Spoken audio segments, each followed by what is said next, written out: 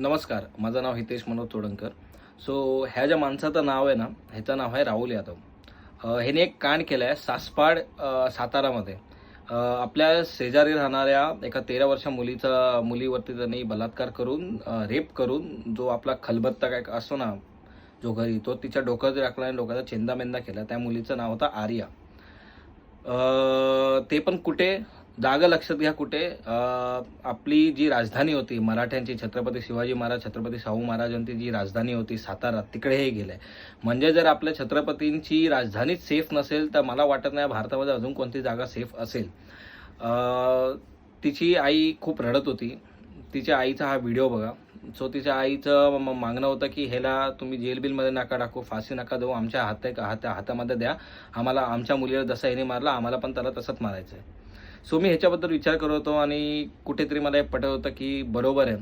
किती दिवस आपण ते कॅन्डल मार्च करणार आहे, प्रोटेस्ट करणार आहे, आंदोलन करणार आहे.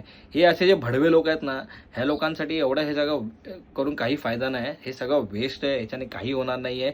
मी तर बोलतो अशा लोकांना जे आपल्या छत्रपतींच्या कार्यकाळामध्ये जेव्हा ती शिक्षा होती, चौरंग बोलायचे त्याला, ज्याच्यामध्ये हात आणि पाय कलम करायचे, ती एक तर ती शिक्षा द्या. नाही तर मी पण सर्वात बेस्ट हेच बोलतो की ह्या लोकांना ना, ज्या मुलीवरती जे लोक हे अत्याचार करतात ना, त्यांच्या आईबापांच्या हातीमध्ये ह्या लोकांना सोपवा. त्यांच्या आईबापांना जे करायचं ते करू द्या.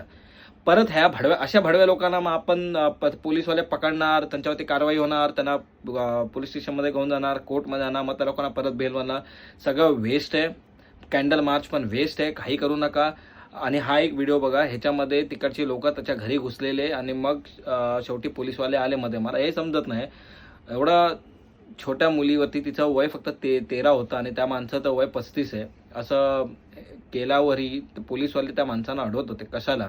मी तर बोलतो त्या माणसाने पुन्हा त्याचं घर तोडा आणि त्याला कापून टाका तिकडे, नाहीतर त्याच्या आईबापांकडे सोपवा त्याला. त्याच्या आईबापांना जे करायचं करून द्या. त्याशिवाय हे असे भडवे लोक असे कामं करत राहणार आणि हे सगळं काय थांबणार नाही आणि अशा छोट्या छोट्या मुलींवरती अत्याचार होत राहणार.